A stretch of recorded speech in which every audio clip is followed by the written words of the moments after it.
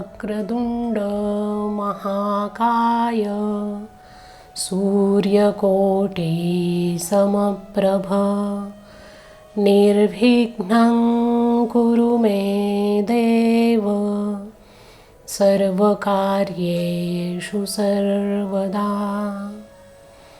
ब्रह्मानन्दं परमसुखदं केवलं ज्ञानमूर्तिं द्वन्द्वातीतं गगनसदृशं तत्त्वमस्यादिलक्षणम् एकं नित्यं विचलमचलं विमलमचलं सर्वधी साक्षिभूतं भावातीतं त्रिगुणरहितं सद्गुरुं तं नमामि। वसुदेवसुतं देवं कंसचाणूरमर्दनं देवकी परमानन्दं कृष्णं वंदे जगद्गुरुं। नमस्कार. आपण 2 दिवसांपासून व्याख्यानमालेमध्ये भगवान श्रीकृष्णांचे परमभक्त श्री चैतन्य महाप्रभू यांच्या चरित्राचं चिंतन करतो आहोत. या चरित्राचं चिंतन करत असताना अत्यंत कमी कालावधीमध्ये त्यांच्या जीवनामध्ये किती परिवर्तन घडून आली, प्रत्येक घटनेचा आणि प्रसंगांचा त्यांच्या जीवनावरती कसा परिणाम होत गेला आणि त्यांचं जीवन एक सर्वसामान्य माणसापासून महान अशा श्रीकृष्ण भक्तापर्यंत कसं बदलत गेलं याचा परिचय आपण करून घेतो आहोत.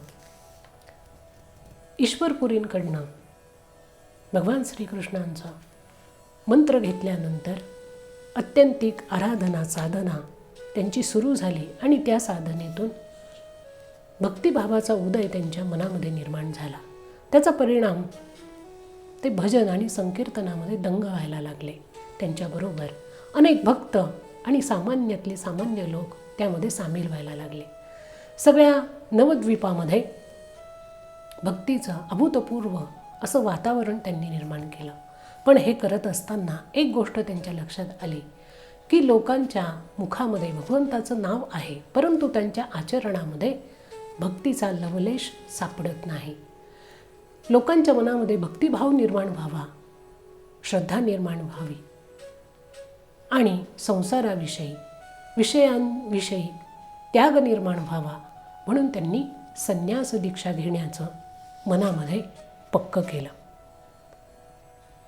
आणि ही संन्यास दीक्षा घेण्याकरता त्यांनी आपल्या आईकडे आणि पत्नीकडे हा विचार बोलून दाखवण्याचा मनाशी त्यांनी ठरवलं. परंतु ज्या वेळेला आईकडे आपण जाऊ किंवा पत्नीकडे जाऊ आणि हा विषय मांडू त्यावेळेला त्यांची काय अवस्था होईल हा विचार करून त्यांचं मन शोकमग्न व्हायला लागलं. त्यांच्या कोमल हृदयावरती हा जबरदस्त आघात झाल्यावर त्यांची काय अवस्था होईल या विचाराने निमाई आता व्याकुळ व्हायला लागले.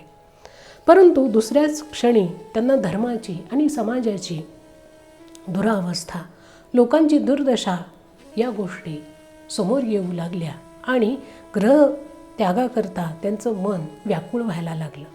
जोपर्यंत आपण संन्यास घेत नाही, या वैवाहिक जीवनाचा त्याग करत नाही, विषय उपभोगापासून पूर्णपणे निवृत्त होत नाही, तोपर्यंत लोकांच्या मनामध्ये नीटपणाने भक्ती आणि श्रेष्ठ आचरण यांचा अंकुर फुटणार नाही, तो संस्कार त्यांच्यावर होणार नाही हे ते जाणत होते.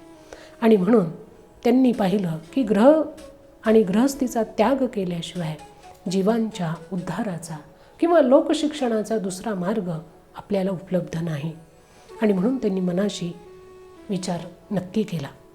नवद्वीपापासून थोड्याच अंतरावरती कटवा नावाचे एक शहर आहे आणि त्या शहरामध्ये नगरामध्ये पूज्यपाद केशव भारती नावाचे वृद्ध ज्ञानी संन्यासी निवास करत होते. या दरम्यानच्या काळामध्ये ते एकदा नवद्वीपामध्ये आले होते आणि निमाईच्या घरापुढे उभे राहून त्यांनी भिक्षा मागितली होती. निमाईने अत्यंत श्रद्धेने भक्तीने त्यांचं स्वागत केलं. त्यांना बसायला आसन दिलं. शचीदेवी आणि विष्णुप्रिया यांनी त्यांना हव्या असलेल्या भिक्षेची तयारी केली. जेवणानंतर विश्रांतीच्या काळामध्ये निमाईने त्यांच्याकडे संन्यासाचा विषय काढला. मला संन्यास हवा आहे असं त्यांनी श्री केशव भारती यांना सांगितलं. त्यावेळेला केशव भारती त्यांना म्हणाले की तुम्ही शचीदेवीचे एकमेव पुत्र आहात. अजून तुम्हाला संतान झालेली नाही. तुमच्या पत्नी आणि माता यांची सगळी जबाबदारी तुमच्यावरती आहे. तुम्ही त्यांचे एकमेव आधार आहात. तेव्हा त्यांच्या पालनपोषणाची सुव्यवस्था तुम्हाला तुमच्या अनुपस्थितीमध्ये करावी लागेल. तसंच या दोघींची देखील परवानगी तुमच्या संन्यासाला आवश्यक आहे. संसाराचा त्याग आणि संन्यास ग्रहणासाठी माता आणि पत्नी यांची अनुमती आवश्यक होती. असं म्हटल्यानंतर त्यांची अनुमती कशी मिळवावी याचा ते विचार करायला लागले.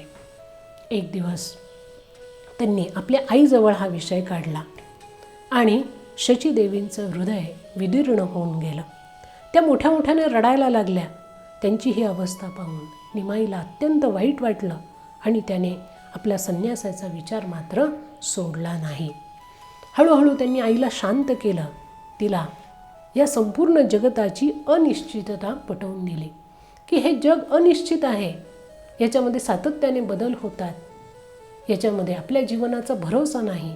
केव्हा आपलं जीवन संपेल हे सांगता येत नाही. आणि म्हणून आपल्याला मिळालेलं मानवी जीवन धन्य करायचं असेल, सार्थकी लावायचं असेल तर आपण भगवंताची भक्ती करायला हवी. त्या परमानंदाची प्राप्ती आपण करून घ्यायला हवी हे त्यांनी आईला पटवून दिलं. तिच्याशी तत्त्वज्ञानाची चर्चा केली आणि तिचंही मन त्यांनी भगवंताकडे आकर्षित केलं. आईचं मन मधून व्याकुळ होतं. निमाईने हळूहळू आईला या दुःखाच्या आणि कष्टांच्याही पलीकडे एक पूर्णपणे शांतता असते आणि त्या शांततेचा तुला निश्चितपणाने फायदा होईल, ती तुला साध्य होईल असं वचन त्यांनी दिलं. आणि त्यासाठी त्यांनी प्रार्थनाही केली. आपल्या मुलाच्या मनातली मंगल आशा पूर्ण करण्याकरता शचीदेवींचं मन व्यग्र झालं. संसाराच्या बंधनामुळे निमाईचं जीवन दिवसेंदिवस कष्टप्रद होत चाललेलं आहे. त्याला संसारामध्ये कुठलाही रस शिल्लक राहिलेला नाही. संसारामध्ये त्याची ओढाताण होते आहे आणि म्हणून त्याला संसारातून मुक्त करण्याकरता शचीदेवींनी आपलं सगळं दुःख दूर ठेवलं आणि त्याला संन्यास घेण्याची अनुमती दिली. आईच्या तोंडून संन्यास घेण्याची अनुमती मिळाल्यानंतर निमाईच्या आनंदाला पारावार राहिला नाही. तो वारंवार आईला प्रणाम करू लागला. आईचे शुभ आशीर्वाद घेऊ लागला. आईने परवानगी दिली. आता फक्त पत्नीची परवानगी मिळवणं आवश्यक होतं. त्यांची पत्नी विष्णुप्रिया काही कारणानिमित्त माहेरी गेली होती आणि तिने निमाई संन्यास घेणार आहे ही बातमी ऐकली आणि तातडीने ती सासरी निघून आली. रात्रीच्या जेवणानंतर निमाईच्या शयनकक्षामध्ये ते विश्रांती घेत असताना ती तिथे आली आणि आपल्या डोळ्यातील अश्रूंनी त्यांचे चरण भिजवून टाकले आणि आपली मनोव्यथा तिने व्यक्त केली. पत्नीच्या मनातलं दुःख पाहून निमाईचं चित्त द्रवलं, पण ते आपल्या संकल्पाशी मात्र एकनिष्ठ राहिले. अतिशय मृदू आणि स्नेहपूर्ण बोलण्याने त्यांनी विष्णुप्रियाला शांत केलं आणि नंतर तत्त्वज्ञानाचा उपदेश तिला केला. आपल्या पतीच्या तोंडून जीव जगत स्वरूप, संसाराची अनित्यता, विषय उपभोग, भगवत आराधना, परमानंदाची प्राप्ती, जीवनाची सार्थकता ह्या अशा गोष्टी ऐकून विष्णुप्रियेच्या मनामध्ये विवेक वैराग्य जागृत झालं आणि तिच्या लक्षात ही गोष्ट आली की आपल्या पतीला आपण थांबवलं तरीसुद्धा ते संसारामध्ये रमणार नाहीत. ते आता संसाराच्या पलीकडे निघून गेलेले आहेत. त्यांच्या मनामध्ये परम अशी विरक्ती निर्माण झाली आहे आणि संसारामध्ये ठेवून ते आणखीनच तळमळत राहतील. म्हणून पतीच्या धर्ममार्गावर सहाय्यक होण्याकरता तिने संसारातील क्षणभंगूर सुख उपभोगाच्या आशेला कायमची तिलांजली दिली आणि पतीच्या निर्णयाला आपल्या सासूने देखील संमती दिली आहे हे ऐकून तिच्या मनामध्ये अत्यंतिक श्रद्धा दोघांविषयी निर्माण झाली. विष्णुप्रियेने निमाईच्या वाटेमध्ये कुठल्याही प्रकारचा अडथळा आणला नाही आणि निमाईला अत्यंत दुःखित अंतःकरणाने संन्यासाची अनुमती दिली. सीतेप्रमाणेच पतीच्या बरोबर आपण वाटचाल करावी अशी प्रबळ आकांक्षा तिने प्रभूंसमोर व्यक्त केली. परंतु संन्यासाचं जीवन अत्यंत कठोर असतं. कठोरपणाने नियम पाळावे लागतात हे त्यांनी तिला समजून सांगितलं. एकदा व्यक्तीने संन्यास ग्रहण केला की त्याला स्त्रीचं मुख पाहता येत नाही, स्त्रियांशी संपर्क ठेवता येत नाही. त्यामुळे माझ्या अनुपस्थितीमध्ये तुलाच या सगळ्या घरादाराकडे पाहावं लागेल. रघुनाथाची सेवा पूजा करावी लागेल. वृद्ध मातेची सेवा करून तिची मनोधारणा नीट ठेवावी लागेल. येणारे अतिथी अभ्यागतांची सेवा करून गृहस्थाश्रमाचे सगळे कर्तव्य तुला एकटीलाच आता इथून पुढे पार पाडावे लागतील हे त्यांनी तिला सांगितलं. विष्णुप्रियाला सर्व प्रकारच्या कर्तव्यांचं पालन करण्याकरता त्यांनी उत्साहित केलं. पतिव्रता विष्णुप्रियेने देखील पतीच्या प्रेमाने ऋणी होऊन त्यांच्याद्वारा दिलेले जे काही आदेश आहेत ते गुरु आदेश असं मानून ती त्यांच्यापुढे नतमस्तक झाली. आईची आणि पत्नीची अनुमती मिळाल्यानंतर निमाईचं चित्त प्रफुल्लित झालं. त्यानंतर ते जितके दिवस घरात राहिले तितके दिवस त्यांनी आपल्या पत्नीला आणि आईला आध्यात्मिक प्रगतीच्या हेतूने अनेक मार्गदर्शन केलं.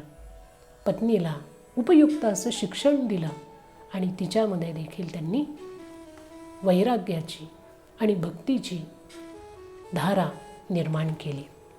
निमाई संन्यास घेणार हे ऐकून नवद्वीपातले सगळे भक्त निराश झाले.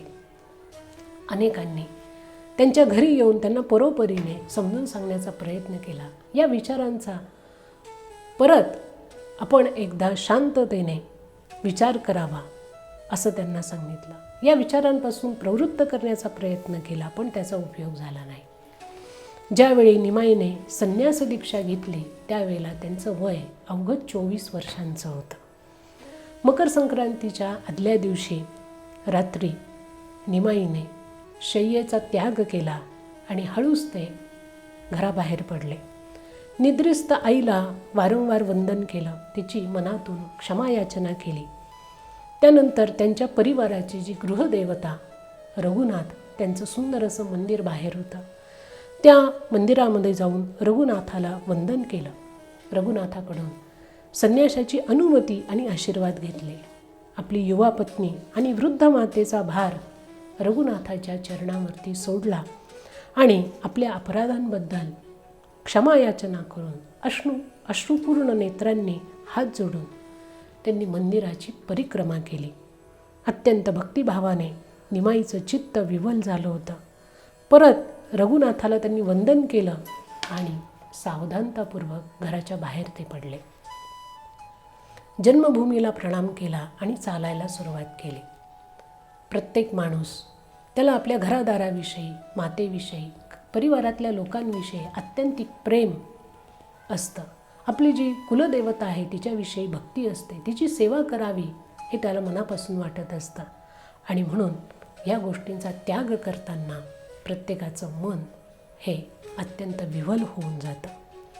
तीव्र गतीने ते बाहेर पडल्यानंतर त्यांनी चालायला सुरुवात केली, नंतर पळायला सुरुवात केली आणि त्यावेळेला त्यांच्या अंगावरती केवळ एक वस्त्र होतं. त्या एका वस्त्रानिशी ते घराच्या बाहेर पडले होते.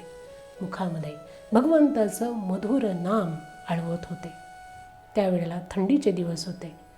त्यांनी बेधडक रात्रीच्या वेळेला गंगा पार केली आणि ओल्या वस्त्रांनीच पळत पळत सकाळपर्यंत ते कटवा गावामध्ये श्रीमद स्वामी केशव भारती महाराजांच्या आश्रमामध्ये येऊन पोहोचले. अगदी सकाळी सकाळी ओल्या वस्त्रांमध्ये निमाईला तिथे पाहून श्रीमद केशव भारती हे आश्चर्यचकित झाले. निमाईने त्यांना साष्टांग दंडवत घातला आणि हात जोडून संन्यास दीक्षा देण्याची प्रार्थना केली. निमाईला पाहून मोहमुक्त संन्यासांचं हृदयसुद्धा दयेने भरून आलं आणि त्यांच्या परिवाराचा विचार करून त्यांना संन्यासाची अनुमती देण्यास ते तयार नव्हते. भारतीजींनी हर प्रकारे निमाईला समजावून सांगितलं की तू परत घरी जा, परंतु निमाई मात्र आपल्या निर्णयापासून क्षणभरही हलायला तयार नव्हता. दृढ निश्चय करून तो आलेला होता. त्याच्या मनातली विरक्ती पाहून, व्याकुळता पाहून, त्याचा दृढ संकल्प पाहून भारतीजी मनोमन प्रसन्न झाले आणि प्रसन्न मनाने त्यांनी निमाईला आशीर्वाद देऊन संन्यास घेण्याची अनुमती दिली. प्राथमिक कृत्य मुंडन तथा आत्मश्राद्ध आदी कार्य सुसंपन्न करण्याचा आदेश त्याला दिला. अत्यंत आनंदी चित्ताने निमाईने त्यांना वारंवार वंदन केलं आणि तो पुढच्या तयारीला लागला. केशव भारतींच्या आश्रमाजवळ मधू नाव्याचं घर होतं. आश्रमामध्ये जो कोणी संन्यास घेत असे तो मधू नाव्याकडून मुंडन करून घेत असे. अनेक लोकांचं मुंडन करून त्याचं हृदय कठोर झालेलं होतं. पण त्या दिवशी अचानक निमाईला त्यांनी समोर पाहिलं तेव्हा त्याचं हृदयसुद्धा हेलावून गेलं. तो निमाईला अत्यंत नम्रतापूर्वक म्हणाला की महाराज, मला क्षमा करा. आपलं वय आणि हे सुंदर रूप मुंडन केल्यानंतर पूर्णपणे विद्रूप होऊन जाईल. तुम्ही संन्यास घेऊ नका, आपल्या घरी निघून जा. वारंवार त्याने त्यांना समजावलं, परंतु निमाई मात्र मानायला तयार नव्हता. निमाई अतिशय मधुरवाणीने त्याला म्हणाला की माझ्याशी अशी निष्ठुरता तू दाखवू नकोस. मी अत्यंत हीन दीन आहे. माझ्यावरती कृपा कर आणि मला भगवत मार्गाचा पाईक बनवू दे. निमाईने त्याग, वैराग्य वगैरे सगळ्या गोष्टी मधू नाव्याला पटवून सांगितल्या. मधू नाव्याने त्यांचं मुंडन केलं आणि अत्यंत द्रवित अशा अंतःकरणाने तो वस्त्रा पाण्यामध्ये फेकून दिला आणि त्या दिवशी शपथ घेतली की इथून पुढे मी कुठल्याही संन्यासाचं मुंडन करणार नाही. मुंडन झाल्यानंतर निमाईने गंगा स्नान केलं. त्याला अशा रूपामध्ये पाहून लोकांना अत्यंत आश्चर्य वाटलं. तो संन्यास दीक्षा घेणार हे समजल्यावरती तिथले आजूबाजूचे लोक मात्र अत्यंत दुःखी झाले. त्याला विनवायला लागले की तुम्ही संन्यास घेऊ नका. तेव्हा सगळ्यांना निमाईने विनंती केली की मी माझ्या आईची आणि पत्नीची परवानगी आणलेली आहे आणि तुम्हीही मला सहकार्य करा. तुम्ही जर मला सहकार्य केलं तर माझं अभिष्ट सिद्ध होऊन जाईल. ज्या मार्गाने मला जायचं आहे आणि जे कार्य मला करायचं आहे ते मला सहजतेने करता येईल. निमाईचा हा गहन भाव, दृढ स्वर आणि ज्ञानपूर्ण गोष्टींनी सगळ्यांचं हृदय जिंकून घेतलं. त्याच्या चित्ताची दृढता आणि संन्यासाविषयीची व्याकुळता पाहून सगळ्यांच्या मनामध्ये त्याच्याविषयी श्रद्धा निर्माण झाली आणि त्याच्याजवळ गोळा झालेले लोक परत गेले. आता निमाई निश्चिंत होऊन केशव भारतींबरोबर सत्संग आणि आपल्या कर्तव्याविषयी चर्चा करीत होते. तेव्हा नवद्वीपामध्ये ही बातमी वाऱ्यासारखी पसरली की निमाई घरातून निघून गेले. त्यांना शोधण्याकरता नवद्वीपातून त्यांचे सगळे सखे सोबती चंद्रशेखर आचार्य, नीताई, जगदानंद, मुकुंद, दामोदर आदी भक्तगण त्यांना शोधत शोधत त्या ठिकाणी आले. त्यांनी निमाईला मुंडन केलेलं पाहिलं आणि सगळे लोक घाबरले. त्यांच्या डोळ्यातून अश्रूंच्या धारा व्हायला लागल्या. निमाईच्या जवळ जाऊन सगळ्यांनी त्यांना हर प्रकारे समजून सांगण्याचा प्रयत्न केला. त्याला घरी परतण्याची विनवणी करू लागले. आपल्या आईचा आणि पत्नीचा विचार कर. तू घरातून निघून गेल्यानंतर त्यांची काय अवस्था होईल याचा विचार कर, असं वारंवार त्याला सांगायला लागले. परंतु फुलाप्रमाणे कोमल असलेलं त्यांचं हृदय आज वज्रासारखं कठीण होऊन गेलं होतं. आई आणि पत्नीच्या शोचनीय स्थितीचं वर्णन ऐकूनही निमाईचं मन विचलित झालं नाही.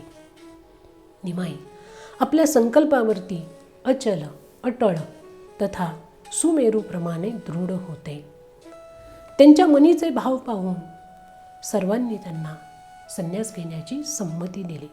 त्यानंतर त्यांनी भारती महाराजांच्या निर्देशानुसार शास्त्रविधीनुसार समस्त क्रिया सुसंपन्न केल्या.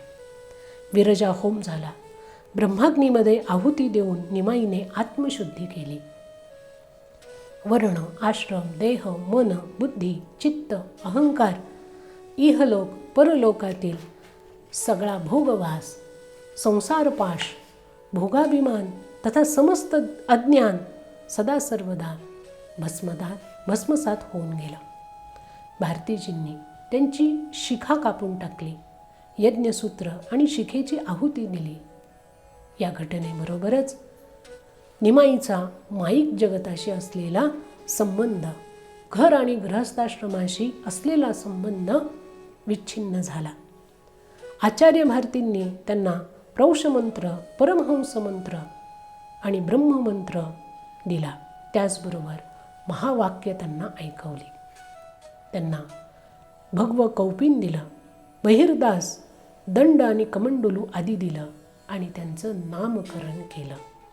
श्रीकृष्ण चैतन्य भारती असं त्यांना नवीन नाम देण्यात आलं. निमाई आता आईवडिलांचे पुत्र, पत्नीचे पती राहिले नाही, तर श्रीमद शंकराचार्याद्वारा प्रवर्तित दशनामी संन्यासी संप्रदाययुक्त श्रीमद केशवानंद भारती महाराजांचे शिष्य श्रीमद श्रीकृष्ण चैतन्य भारती या नावाने सुपरिचित झाले. त्यांना चैतन्य महाप्रभू म्हणून लोक ओळखायला लागले. त्याचबरोबर चैतन्य देव म्हणूनही लोक त्यांना ओळखायला लागले.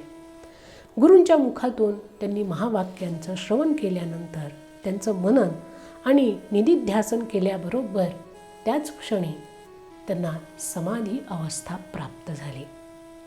ते आपलं आराध्य भगवान श्रीकृष्णांचे प्राणांचे प्राण परमात्मा परब्रह्म यांच्याबरोबर एकाकार होऊन गेले. त्यांच्या मन आणि बुद्धीचा पूर्णपणे लय झाला आणि त्यांना त्या ठिकाणी निर्विकल्प समाधी लागली. आपल्या या शिष्याची ही उच्चतम अवस्था पाहून भारतीजी स्तंभित होऊन गेले. अतिशय श्रद्धेने पुलकित होऊन ते आपल्या शिष्याचं निरीक्षण करायला लागले आणि खूप वेळाने निमाई हळूहळू खाली आले आणि त्यांना अर्धबाह्य दशेमध्ये भावसमाधीची अनुभूती आली. तेव्हा ते आपल्या प्रियतम परमात्मा परब्रह्म भगवान श्रीकृष्णांचे लीलामय दर्शन कसं सर्वव्यापी आहे, सर्वत्र आहे याची अनुभूती घ्यायला लागले आणि त्यांच्या प्रेमभावामध्ये आनंदित होऊन गेले. क्रमशः त्यांचं मन जेव्हा पूर्णपणे खाली आलं, या बाह्य जगतामध्ये येऊन स्थूल जगतामध्ये येऊन ते स्थिर झाले, तेव्हा श्रीकृष्णाच्या विरहाने व्याकुळ होऊन रडायला लागले. रडता रडता पुन्हा त्यांना एक अशी अवस्था प्राप्त झाली की ते श्रीकृष्णाच्या मूर्तीमध्ये पुन्हा तन्मय झाले आणि पुन्हा समाधीमध्ये लीन झाले. अशी त्यांची अंतर्बाह्य अवस्था सातत्याने होत होती. त्यांची ही अभूतपूर्व अवस्था आणि भावावेश पाहून आश्रमामध्ये असणारे समस्त संन्यासी आश्चर्याने पाहत राहिले. ही त्यांची अवस्था सर्वांनी अनुभवली खरी.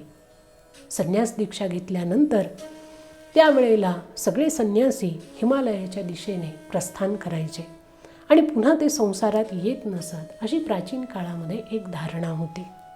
परंतु काही कालाने या नियमांमध्ये बदल करून संन्यासांनी तीर्थक्षेत्रांच्या ठिकाणी राहूनच आत्मनो मोक्षार्थ जगद्वितायच ही जीवन प्रणाली सुरू केली आणि या प्रथेमधून अनेक ठिकाणी मठांची आणि मंदिरांची निर्मिती करण्यात आली.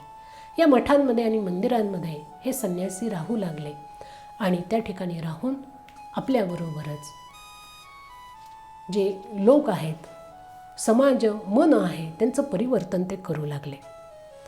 दुसऱ्या दिवशी नवीन परिव्राजक श्री चैतन्य महाप्रभू गुरुदेवांचा आशीर्वाद घेऊन निघाले.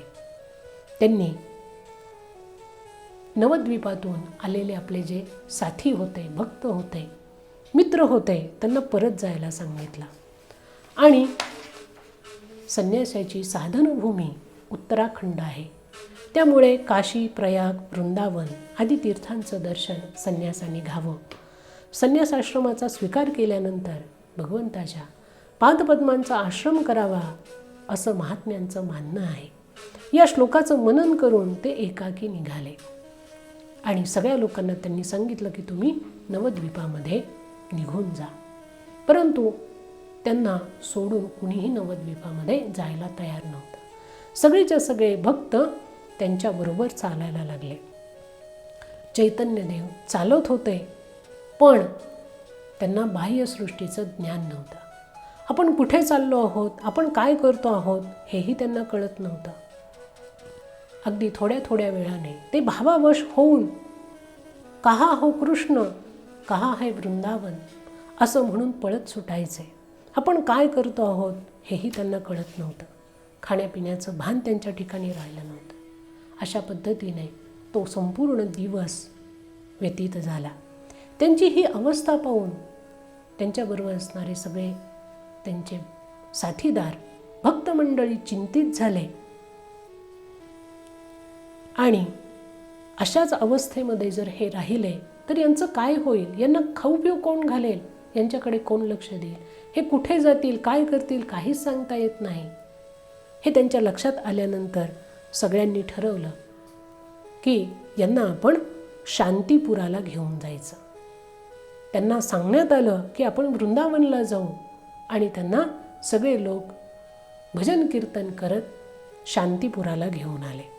शांतीपुराला अद्वैताचार्यांनी त्यांचं स्वागत केलं. त्यांचं स्नान झालं. त्यांना नवीन भगवी वस्त्र देण्यात आले. काष्ठाच्या सुंदर अशा पादुका त्यांना दिल्या. त्यांनी त्या धारण केल्या. मुंडित मस्तक, दंडकमंडलुधारी, अतिसौम्य प्रशांत मूर्ती या यतिराजांना पाहून सगळ्यांचं मन अतिशय पुलकित झालं आणि श्रद्धेने सगळ्यांनी त्यांना ओम नमो नारायण म्हणून वंदन केलं. त्यानंतर अद्वैताचार्यांनी त्यांना विनयपूर्वक आपल्या घरी भिक्षा घ्यावी अशी प्रार्थना केली आणि मृदू हास्य करत चैतन्यदेवांनी त्यांची स्वीकृती दिली. नित्यानंदासहित सगळे आचार्यांच्या घरी आले आणि त्यावेळेला त्यांच्या लक्षात आलं की या लोकांनी आपल्याला फसवून शांतीपुराला घेऊन आलेत. वृंदावनला आपण जातो आहोत असं सांगितलं आणि अद्वैताचार्यांच्या घरी घेऊन आलेत. ते तिथे आल्यानंतर ही वार्ता हळूहळू सगळीकडे पसरली आणि त्यांच्या दर्शनाकरता लोक आचार्यांच्या घरी एकत्र जमायला लागले. चैतन्यदेव तिथे आलेत हे सर्वत्र त्यांचा जय जयकार झाला. अतिशय उत्साहाने लोक त्यांना भिक्षा प्रदान करायला लागले. तिथे आल्यानंतर निमाईंना आपल्या आईला भेटण्याची इच्छा झाली, पण त्यांनी सांगितलं की मी केवळ आईलाच भेटेल, बायको तिथे येणार नाही. ते आईला भेटायला गेले. तशी व्यवस्था करण्यात आली. आईला भेटले. अनेक दिवस तिथे राहिले. आईच्या हातची भिक्षा त्यांनी ग्रहण केली. अनेक लोक त्यांचं दर्शन घेण्याकरता यायला लागले, त्यांचा उपदेश घेण्याकरता यायला लागले आणि आचार्यांच्या घरी नित्य उत्सव होऊ लागला. चैतन्यदेवांनी घरदार, पत्नी, धनमान, यश या सगळ्या गोष्टींचा त्याग केल्यामुळे भक्तजनांच्या मनामध्ये त्यांच्याविषयी श्रद्धा आणि भक्तीचा उदय होऊ लागला. चैतन्यदेव जे सांगतील त्या पद्धतीने हे लोक आचरण करायला लागले. जोपर्यंत चैतन्यदेवांनी संन्यास घेतला नव्हता तोपर्यंत लोकांच्या मनामध्ये भक्तीचं बीज निर्माण होत नव्हतं. परंतु चैतन्यांच्या संन्यास ग्रहणानंतर त्यांचा त्याग पाहून आणि संसाराविषयी विरक्ती, कठोरता या गोष्टी पाहून लोकांच्या मनामध्ये खऱ्या अर्थाने भक्तीचं बीज यावेळेला पडलं होतं. काही दिवस शांतीपुरामध्ये राहिल्यानंतर एका संन्यासाला घेऊन चैतन्यदेव दक्षिण दिशेच्या यात्रेला निघाले. देऊळ, आश्रम, मठ, मांडव किंवा अगदी वेळ पडेल त्यावेळेला झाडाच्या खाली ते रात्र घालवत होते आणि अतिशय आनंदाने मार्गक्रमणा करत होते. संसाराच्या पिंजऱ्यातून मुक्त झालेल्या पक्ष्यासारखी त्यांची अवस्था होती. त्यांच्या आत असलेला आनंद त्यांच्या मुखमंडलावरती प्रकट व्हायला लागला होता. जो कोणी त्यांना पाहत असे तो अवाक होऊन जात असे. ते जिथे जातील तिथे लोकांची गर्दी त्यांना पाहण्याकरता, त्यांचं दर्शन घेण्याकरता, त्यांच्या मुखातून भगवत भक्तीविषयीची चर्चा ऐकण्याकरता गर्दी उसळत असे. आणि हे संन्यासी देखील आपली शुभदृष्टी सर्वांवरती फिरवून सगळ्यांची मंगल कामना करीत अत्यंत सुमधुर वाणीने सगळ्यांना मोहित करून टाकीत असे. सद्भावनेने जीवन जगावे, स्वधर्माचं पालन करावं, भक्तिपूर्वक भगवंताचं नाम घ्यावं असा उपदेश ते सर्वांना करीत होते. नित्यानंदांना बरोबर घेऊन ते लोकांसमवेत आता पुन्हा एकदा हरिनाम संकीर्तन करायला लागले. त्यांचं मधुर कीर्तन आणि अद्भुत भावावेश पाहून लोक मुक्त व्हायला लागले. अशा प्रकारे भगवत भक्ती आणि हरिनामाचा प्रचार करीत ते वंग देशाच्या अंतिम टोकापर्यंत, सागर संगमापर्यंत गेले. तिथे असलेल्या सुप्रसिद्ध अंबुलिंग या महादेवाचं त्यांनी दर्शन घेतलं. नंतर ते ओडिसाला गेले. ओडिसाच्या राजधानीमध्ये साक्षी गोपालाचं दर्शन घेतलं आणि भुवनेश्वरला गेले. तिथे बिंदू सरोवर अतिशय पवित्र तीर्थ आहे. तिथे त्यांनी स्नान केलं आणि भुवनेश्वर आणि गौरीचं दर्शन पूजन केलं. तिथून ते जगन्नाथपुरीला आले. जगन्नाथपुरीचं मंदिर पाहताच त्यांच्या आतला प्रेम समुद्र उचंबळून आला आणि पळत पळत त्यांनी आत प्रवेश केला. अनेक दिवसांनी त्यांनी आपल्या इष्टदेवतेचं दर्शन ते घेत होते आणि त्यामुळे भावावेशात त्यांनी भगवंताच्या पादपद्मावरती डोकं ठेवलं. भगवंताच्या स्पर्शाने चैतन्य देवांचं शरीर फरशीवरती पडलं. इकडे मूर्तीला स्पर्श केल्यामुळे चारही दिशांनी हल्ला करीत त्या ठिकाणी असणारे प्रहरी वेत घेऊन त्यांना मारायला धावले. पण त्यावेळी त्या मंदिरामध्ये राजाचे सभापंडित वासुदेव सार्वभौम उपस्थित होते. त्यांनी या संन्याशाची दिव्यकांती आणि भावावेश पाहिला आणि त्यांनी प्रहरींना थांबवलं. काही वेळाने चैतन्य देवांची चेतना परत आली. त्या सार्वभौमांनी त्यांना आपल्या घरी नेलं. ओडिसामध्ये त्यावेळेला अत्यंत महापराक्रमी परमभक्त राजा प्रतापरुद्र गजपती हे राज्यकारभार करत होते आणि संन्यासांविषयी अत्यंतिक श्रद्धा त्यांच्या मनामध्ये होती. त्यांनी तीर्थयात्रेकरता मोठे मोठे घाट बांधले होते. अतिथींसाठी अन्नक्षेत्र खुली केली होती. अतिशय तत्परतेने संन्यासांची सेवा ते स्वतः करीत असत. या सार्वभौमाने आपल्या राजाला चैतन्य महाप्रभूंविषयी गोष्टी सांगितल्या आणि चैतन्य महाप्रभूंशी राजा येऊन भेटला. त्यांच्याशी वेगवेगळ्या विषयांवरती तो चर्चा करायला लागला. ब्रह्मसूत्र, भक्ती, ज्ञान, विविध सिद्धांत चैतन्य देवांच्या प्रेमभक्तीच्या प्रभावाने एका निरस आणि शुष्क अशा राजाच्या मनामध्ये भक्तिरसाचा संचार व्हायला लागला. तो अत्यंत ज्ञानी होता, परंतु भक्तीचा स्पर्श त्याच्या जीवनाला झाला नव्हता. तो चैतन्य महाप्रभूंमुळे झाला आणि म्हणून स्वधर्मनिष्ठ उच्च अधिकारी असे ते ब्राह्मण होते. त्यांच्या हृदयातील पांडित्याचा अहंकार जाऊन त्यांच्याही चित्तामध्ये असणारी मलिनता दूर होऊ लागली. अनेक ब्राह्मण त्यांना त्या ठिकाणी येऊन भेटत होते आणि चैतन्य महाप्रभूंशी चर्चा करून खऱ्या अर्थाने त्यांना ज्ञानाचं महत्त्व त्या ठिकाणी पटायला लागलं होतं. आज आपण या ठिकाणी थांबणार आहोत.